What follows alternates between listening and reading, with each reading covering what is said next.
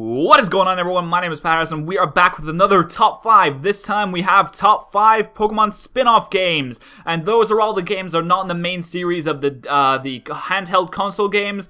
So pretty much anything from Red and Blue to Pokemon X and Y, everything in between there is sort of a main series game. So, you know, Gold, Silver, Ruby, Sapphire, Diamond, Pearl, all those stuff, and all the sort of third increments in there, like Crystal, Emerald, and Platinum. So anything that is not part of the main series of Pokemon games can be included in this list, so, you know, you'll see later on what I mean. But this was a suggestion from my 2,000 subscriber thank you special, in which I asked you guys to tell me what I should do for another top 5, and I think a comment came in from Bennett Catchum, that is his name, and he said that, it should be on screen right now, as part of his comment was, you should do top 5 Pokemon spin-off games, and I thought that would be pretty interesting to do, because it's still Pokemon, but it's like, it's different at the same time. It's the best of both worlds, but yes, so we're gonna get on with that. So thank you for those suggestions, thank you for all the suggestions that were on the video, and for what I should do for my next ROM hack kind of game thing. So it's all very nice, it's all, I love it, it's great and stuff. So,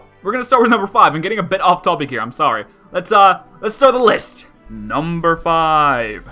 Alright, so coming in at the number 5 spot for today's top 5 is going to be the Pokemon trading card game, I guess. I don't know really what to call it. It's a trading card game. Yeah, that's what it is. And before we start this, I'd just like to preface this by saying that all the gameplay you see in this video isn't mine. I actually got it from other sources on YouTube, which will all be linked in the description. I'm always going to give people credit for it. It's not mine. I didn't make it. So, you know, if you want to see any of the gameplay or any of the videos that are in this video, in this top 5, then be sure to, you know, go and have a look in the description.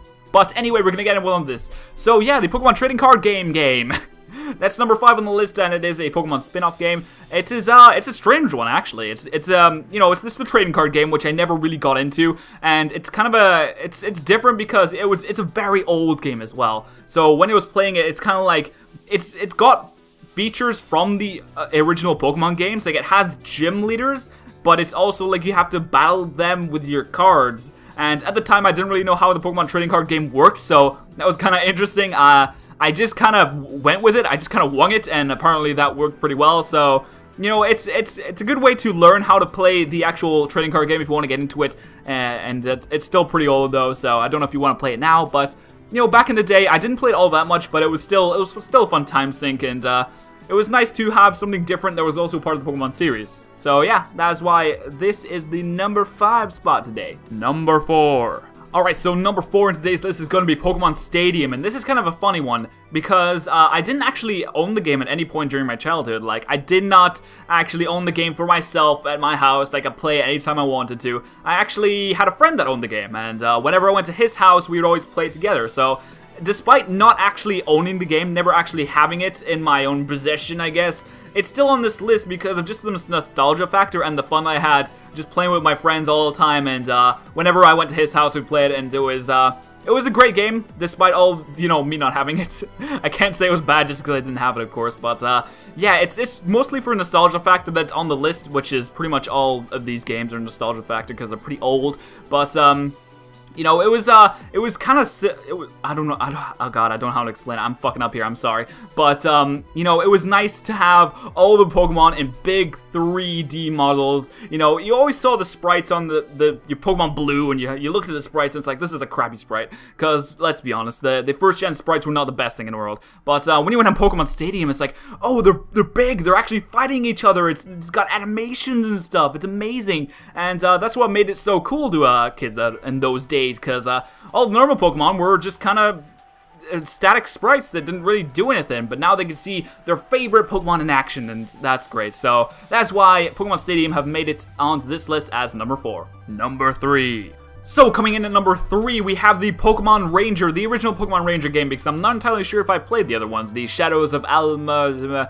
or the God, I don't know what the other one's called, but yes, we have the original Pokemon Ranger game, which is a very, very different Pokemon game. I didn't exactly expect them to make a Pokemon Ranger game, considering how left out, I guess, they were in the anime and the original Pokemon games. You know, in the original Pokemon games, you see a Pokemon Ranger, and it's just like someone who crawls around in grass in the forest or something, and no one really cared about them, but they made a game about it. And the thing I like about the Pokemon Ranger game is it was legitimately challenging, and it had new gameplay and stuff. I guess a lot of people don't like it because it was so far away from being like a normal Pokemon game, and it had a decent story as well. Like, it was not bad a game. It was very challenging, and I enjoyed the challenge from it, and you know, it was not bad. It was a nice deviation from the original Pokemon games, and it was a way to keep the series fresh, I guess. They had to make new games and keep people interested and be like, whoa, what's this? It's a Pokemon Ranger game. I don't know what's going on anymore. So yeah, that's how they keep people interested, and I very much enjoyed the game. I don't think I played the other ones, and I think the second one had Darkrai in it, so I might have to pick that one up at some point. Nah, I'm probably not going to do that. I'm too lazy. But yes, that is why Pokemon Ranger is number 3 on today's list. Number 2.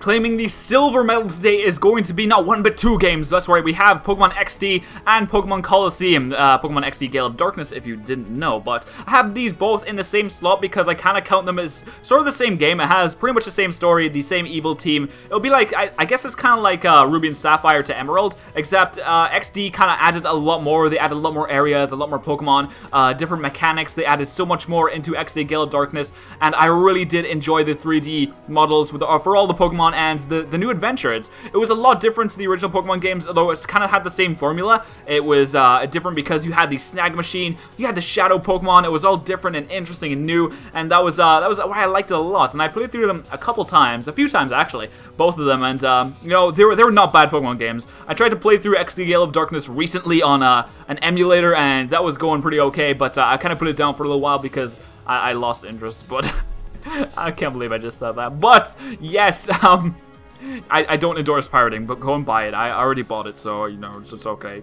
I don't know what I'm talking about anymore. But, yes, Pokemon XD, Gale of Darkness, and Pokemon Coliseum are going to be number 2 on today's list, just because they were such good games, and, you know, I guess they count as spin-off games? They do count as spin-off games, right? I guess they do. They're not really part of the main series, so, yeah, they were coming in at number 2. Number 1.